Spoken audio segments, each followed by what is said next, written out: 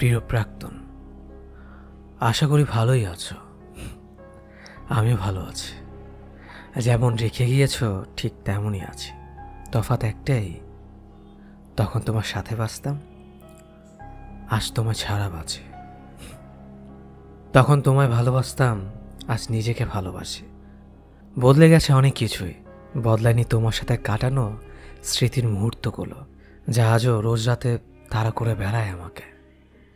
আমি রাগলে তুমি বলতে এটা রাগ নয়, এটা হচ্ছে তোমার প্রতি আমার ভালোবাসার সমষ্টি। তুমি ভুল ছিলে।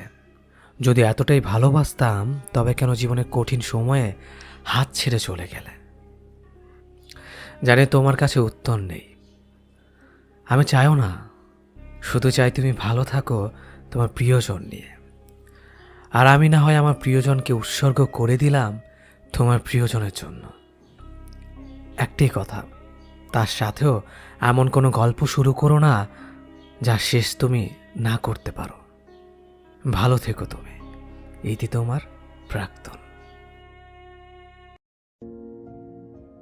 ছেড়ে তো গিয়েছই, তবে এখন এই ভুল ধারণায় বেচো না যেন যে তোমায় এখনো আমি বোকার মতো ভালোবাসি। ভীষণভাবে ঘৃণা জন্মে গিয়েছে কথাটার উপর। আর এই জন্যই তো তোমার থেকে রূপে গুণে চরিত্রে ব্যবহারে হাজার গুণে ভালো কাউকে সুযোগ থাকার পরেও গ্রহণ করতে পারি না। আর ইচ্ছে হয়নি, সব প্রস্তাবে সোজা উত্তর না দিয়েছি। ভেতরের ভালোবাসাটাকে একেবারে বিষিয়ে দিয়েছ তুমি। ট্রু লাভ শুনলে হাসি পায় এখন। কখনো ভেবো না মিস করি তোমায়। তোমার জন্য যাদের অবহেলা করেছি তাদের ভিড়েই আজ আমি হারিয়েছি। বন্ধুদের সাথে দিব্যি ভালো আছে, মুখ খোলার আগে বোঝা যায় তারা সব কিছু। রাগ করলে সরি বলে না তারা, বলে বাড়ি এসে মারবো। কিন্তু না আছে এদের আরো কাছে পাওয়ার লোভ, না আছে হারিয়ে ফেলার ভয়, শুধু আছে ভরসা আর ভরসা। এখন বুঝি আবেগে বন্ধুদের আড্ডা ছেড়ে ভুল জায়গায় সময় দিয়েছিলাম। কতটা বোকা ছিলাম। ভেবো না তোমায় আমি ভুলে গিয়েছি। সহজে বলার পাত্র আমি না। তোমার দেওয়া প্রতিটা অবহেলা, ব্যথা, যন্ত্রণা, মিথ্যে খুব যত্ন করে মনে রেখেছি। কাউকে শোনানোর জন্য না হলেও প্রতারক চেনার কাজে লাগতে পারে ভবিষ্যতে।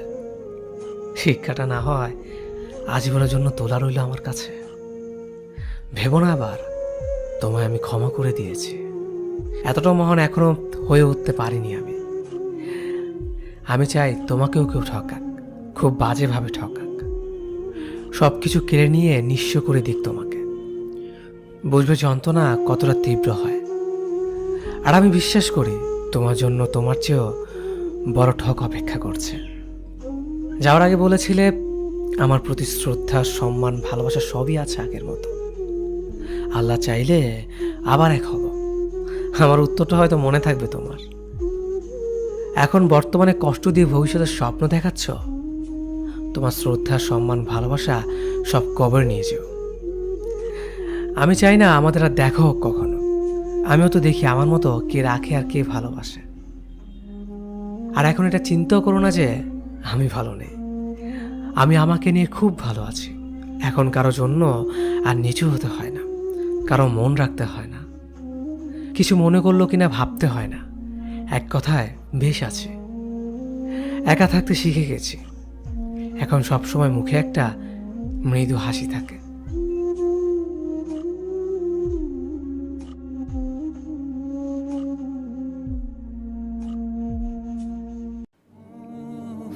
আমাদের জীবন কারো জন্য থেমে থাকে না। জীবন তার নিজ গতিতেই চলে। কেউ একজন আপনাকে ছেড়ে চলে গেছে, তাকে যেতে দিন। কেউ একজন আপনাকে অবহেলা করছে, তাকে অবহেলা করতে দিন। যে মানুষটি আপনার নয়, আপনি তাকে জোর করে রাখতে পারবেন না। আপনি হাজার চেষ্টা করেও তাকে ধরে রাখতে পারবেন না। আমাদের জীবনে কিছু মানুষের আগমন ঘটে অতিথি পাখির মতো। এই মানুষগুলোকে চাইলেও আপনি আপনার জীবনে ধরে রাখতে পারবেন না, কারণ তারা সাময়িক সময়ের জন্য আমাদের জীবনে আসে। যখন তাদের জীবনে খারাপ সময় আসে তখন তারা অতিথি পাখির মতো আশ্রয় খুঁজে অন্যের জীবনে নিজেকে ভালো রাখার জন্য। আর আমাদের মতো কিছু মানুষ বোকার মতো তাদেরকে আমাদের জীবনে ঠাঁই দিই। তাদেরকে নিয়ে আমরা স্বপ্ন দেখতে শুরু করি। তাদের নেশে আমরা যখন আসক্ত হয়ে যাই ঠিক তখনই তারা আমাদের জীবন থেকে চলে যায়। এই মানুষগুলোর জন্যই অযথা আমাদের জীবনের মূল্যবান সময়গুলো নষ্ট করে, যা নিছক বোকামি ছাড়া আর কিছুই না। আমাদের নিজেদের ভালো থাকার চেষ্টা করতে হবে, অন্য কেউ আমাদের ভালো রাখতে পারবে না। স্বার্থ ছাড়া কেউ কাউকে প্রিয়জন বানায় না এই শহরে। অন্যের ওপর কখনো ভরসা করবেন না, অন্যের কাছে কখনোই প্রত্যাশাও করবেন না। প্রত্যাশা আমাদের জীবনে দুঃখের অন্যতম কারণ। একদিন তাকে জিজ্ঞেস করেছিলাম আমার পরিবার সদস্যর সাথে কেমন ব্যবহার করবে। উত্তরে যখন সে বলল, আমি যখন আপনার স্ত্রী হয়ে আপনার বাসায় যাব তখন আপনার পরিবার মানেই তো আমার পরিবার, তাই না? সুতরাং আমার পরিবার নিয়ে আপনাকে ভাবতে হবে না। এই উত্তরে আমি রীতিমতো অবাক। এত সুন্দর করে উত্তর আমার মনে হয় না আর কোনো মেয়ে দিতে পারবে। সেদিন মনে হয়েছিল আমি অমূল্য রতন পেয়ে গেছি। একদিন সে আমাকে কপি করতে থাকলো। আমি যেটাই বলি সেও সেটা বলতে লাগলো, মানে যাই বলি সেও সেটাই কপি করতে লাগলো। তারপর আমি বললাম, এই তোকে থাপ্পড় দিব। সেও কিন্তু আমাকে এটাই বলে ফেললো। বলার সাথে সাথে সরি সরি বলল, কারণ সে আমাকে কখনোই তুই তাকারি করে না বা ছোট করে অসম্মান করে কথা বলতো না। ওই দিন আমি ভেবে নিয়েছিলাম আমি আমার মনের মতো একটা মেয়ে পেয়ে গেছি। একদিন আমার জ্বর ও ঠান্ডা লেগে যায়, তখন ওর সাথে কথা বলার সময় কাশি দিয়েছিলাম। তখন সে একটা কথা বলেছিল, আহারে ইস, এই কথাটা যখন বলেছে আমার চোখ দিয়ে সাথে সাথে পানি বের হয়ে গেছে। তার ওই কথাটা যখন বলছিল কেমন জানে একটা অন্যরকম ফিল কাজ করছিল কথাটা নিয়ে আমার মধ্যে। ওই দিন ভেবেছিলাম আমার কিছু হলে আর কেউ পৃথিবীতে কষ্ট পাক আর না পাক, সে ঠিকই কষ্ট পাবে। আমাকে সাহায্য করতে না পারলেও আফসোস করবে আমাকে সাহায্য করতে না পারার কারণে। লাস্ট যেদিন ও আমার সাথে কথা বলছিল ওই দিন কোনো একটা বিষয় নিয়ে আমার মধ্যে সন্দেহ হয়েছিল যে আমাদের রিলেশনটা থাকবে কিনা বা সে আমাকে তার ভবিষ্যৎ হিসেবে চায় কিনা। ওই দিন যখন আমাদের মধ্যে কথা হচ্ছিল সেদিন আমি একটু রাগ বা অভিমান যেটাই বলে এজন্য জোরে একটা ধমক দিয়ে কথা বলছিলাম। সেদিন কলটা কেটে তারপর ও আমাকে একটা মেসেজ করে বলেছিল, আপনি এভাবে কথা বলবেন না, আমার ভয় লাগে।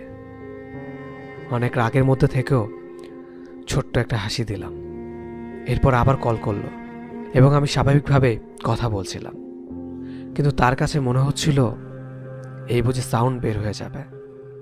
এজন্য বলছিল আর একটু ভালোভাবে কথা বলতে।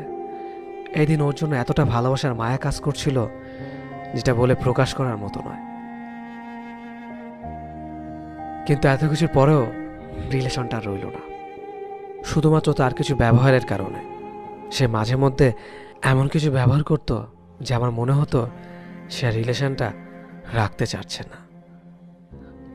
হয়তো আমার ধারণাটা ভুল ছিল, আবার হয়তো আমি ঠিক ছিলাম, নয়তো এতদিনে ঠিকই যোগাযোগ করার চেষ্টা করতো।